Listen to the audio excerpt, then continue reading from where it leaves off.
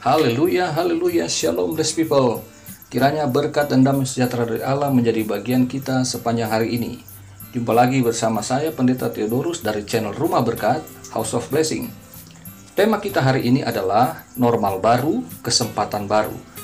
Firman Tuhan terambil dari Injil Yohanes pasal 21 ayat 4-6. Mari kita baca bersama firman Tuhan. Ketika hari mulai siang, Yesus berdiri di pantai. Akan tetapi murid-murid itu tidak tahu bahwa itu adalah Yesus.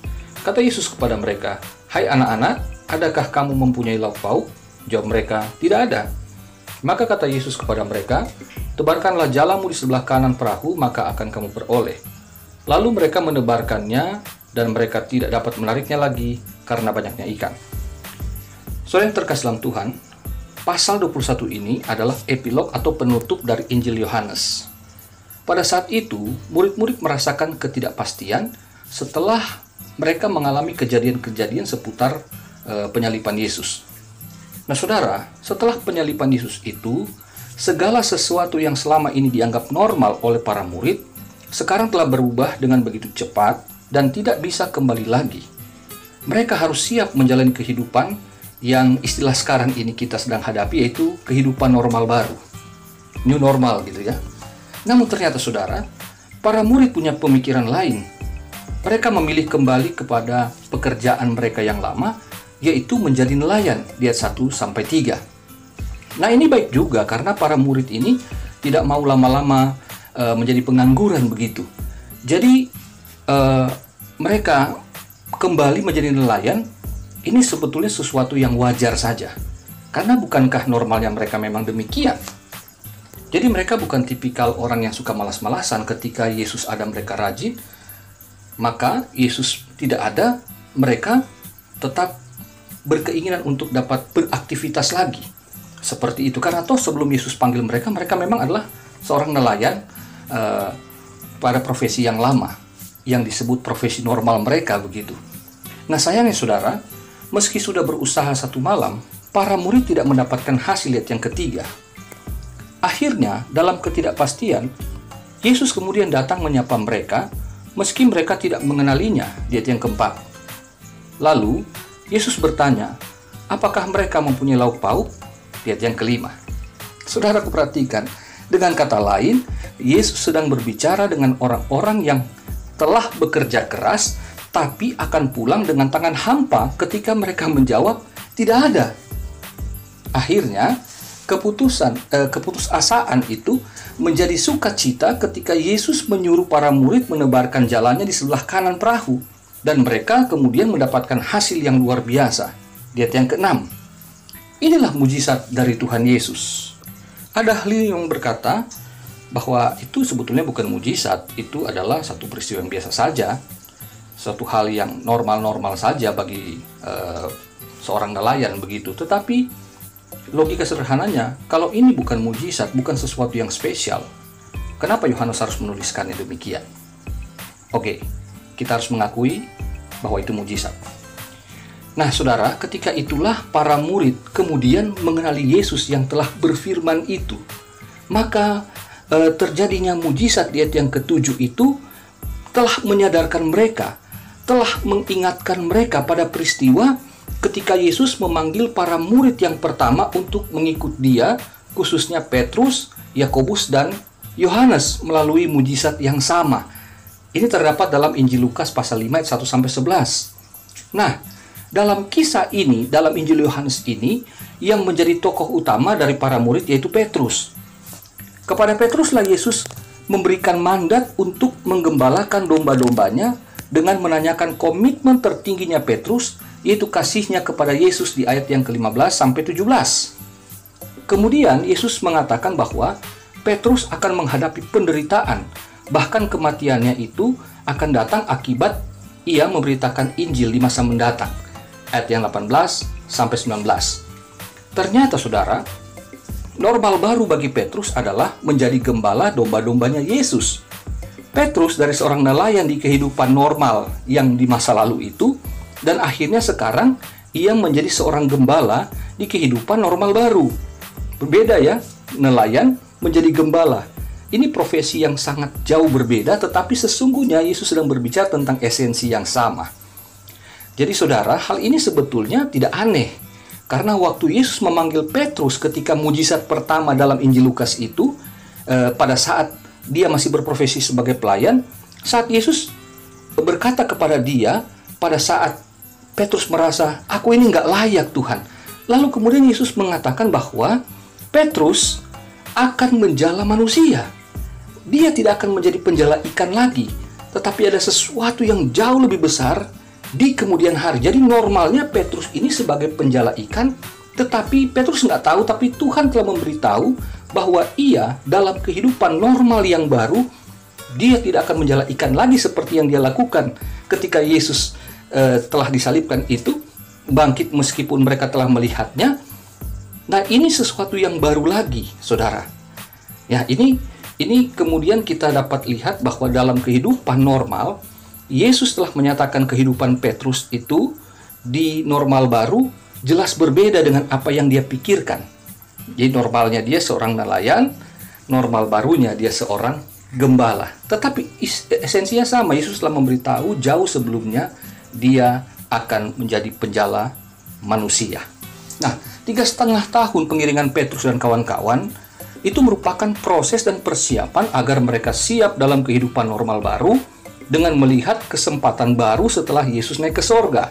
Nah, ini kemudian kita melihat peristiwa-peristiwa yang luar biasa di mana dalam Kisah Para Rasul, mulai dari pasal yang pertama, apalagi khususnya setelah Pentakosta, pencurahan Roh Kudus di pasal yang kedua, lalu kita melihat luar biasanya Petrus dan kawan-kawan itu dipakai oleh Tuhan untuk melakukan pekerjaan-pekerjaan yang tadinya Yesus lakukan, sekarang mereka bisa melakukannya, termasuk juga resiko-resiko yang mereka harus hadapi. Tadinya Yesus yang menerima resikonya, sekarang mereka yang menjala manusia, mereka menggembalakan jemaat Tuhan, sekarang mereka yang harus merasakan apa yang Yesus rasakan. Dan ini luar biasa.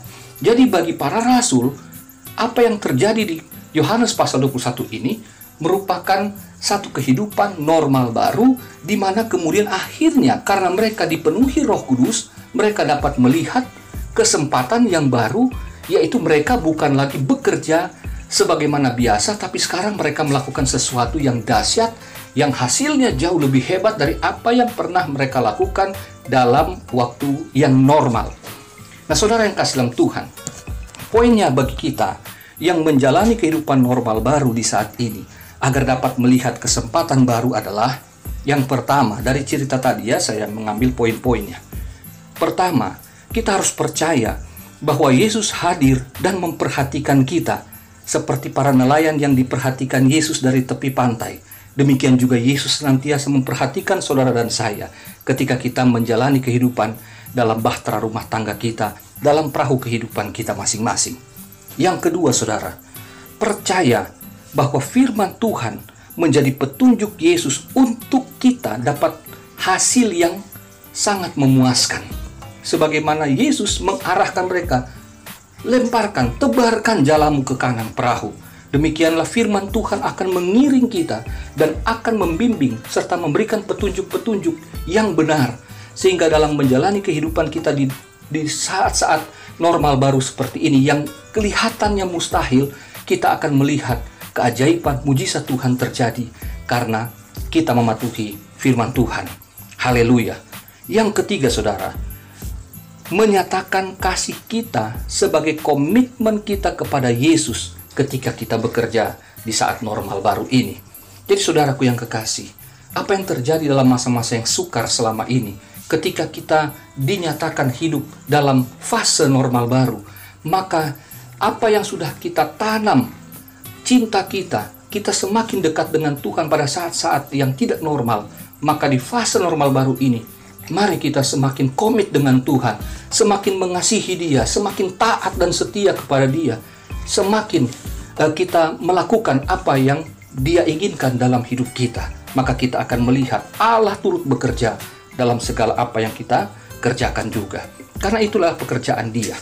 Yang keempat, yang terakhir, menerima kehendak Yesus bahwa kita harus menanggung resiko sebagai proses pembentukan karakter Kristus. Saudaraku, Menjalani kehidupan normal baru tidak mudah memang. Ada risiko-risiko. Tetapi kita tahu bahwa tanpa salib, maka tidak ada mahkota. Kita pengikut Kristus, seperti para murid. Mereka tadinya ketika Yesus hadir, nampak kasat mata. Mereka selalu terlindungi, tidak merasakan apa-apa. Yesus selalu yang menanggungnya.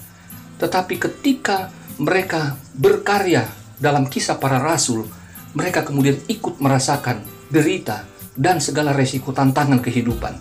Tapi saudaraku, Alkitab selalu mencatat apa yang mereka kerjakan dalam kesetiaan. Mereka menerima proses selayaknya juga Israel di padang gurun. Akhirnya mereka dapat melihat kemuliaan Tuhan. Tidak ada kemuliaan tanpa kita menjalani padang gurun, tanpa kita menjalani proses penderitaan. Tapi percayalah saudara, bahwa penderitaan yang kita hadapi tidak disertai dengan apa yang disebut duka cita, karena salib itu pada akhirnya akan menghasilkan sukacita. Haleluya.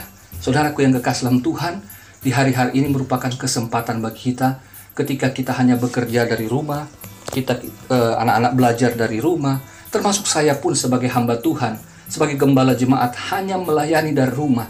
Tetapi itu tidak menghentikan saya untuk dapat melihat kesempatan baru.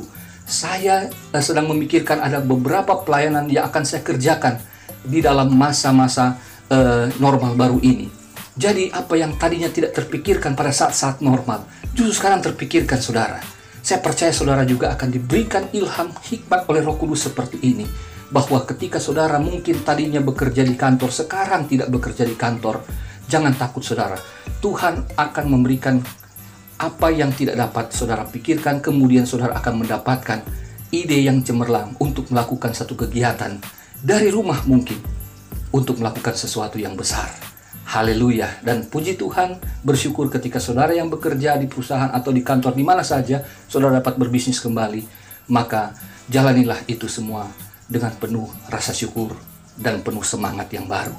Haleluya. Demikian saudaraku yang dapat saya sampaikan hari ini. Kiranya Tuhan senantiasa menyertai saudara, tetap berdoa, tetap bersyukur, tetap bersemangat dan bersukacita. Haleluya. Tuhan Yesus memberkati saudara. Sampai jumpa di vlog berikutnya. Amin. Mari kita satu dalam doa. Ya Allah Bapa di sorga, setelah kami mendengar firman-Mu, maka kami percaya bahwa fase normal baru bukanlah satu era yang menakutkan, tetapi Roh Kudus akan membawa kami ke dalam kesempatan-kesempatan yang baru, sehingga kami akan mendapatkan hasil-hasil bahkan bukan hanya baik, tapi lebih baik lagi daripada yang dapat kami kerjakan di fase-fase normal sebelum adanya COVID-19 ini. Karena kami percaya Tuhan Allah berdaulat dalam segala situasi, ruang dan waktu, maka kami, jemaat-Mu, mau ikut ke dalam apa yang Tuhan rancang dalam hidup ini melalui proses dalam fase COVID-19 ini yang masih berlangsung. Bapa, kami terus berdoa agar kiranya Tuhan menguatkan setiap jemaat-Mu, agar semua yang masih bekerja atau belajar dari rumah, semuanya mendapatkan kemampuan-kemampuan ekstra Roh Kudus, agar dapat juga menciptakan satu hal-hal kreatif yang baru, sehingga kami dapat menghasilkan sesuatu yang baru lagi. Karena kami percaya Roh Kudus, Roh yang menciptakan bersama-sama dengan Bapa dan firman Allah untuk melakukan sesuatu yang baru atas alam semesta. Demikian kami, anak-anak-Mu yang diciptakan serupa dan segambar dengan-Mu. Puji syukur kami naikkan kepadamu. Hari ini kami percaya kami semua dicukupkan, diberkati dengan kesehatan dan kekuatan. Terima kasih Bapa, kami yang akan berangkat bekerja, atau kami akan melakukan usaha, atau yang bekerja tetap masih dalam rumah, kami percaya Tuhan memberkati kami semua, dan bimbinglah kami dalam kebenaran-Mu. Kami siap menjalani hari ini dalam nama Tuhan Yesus. Haleluya. Amin.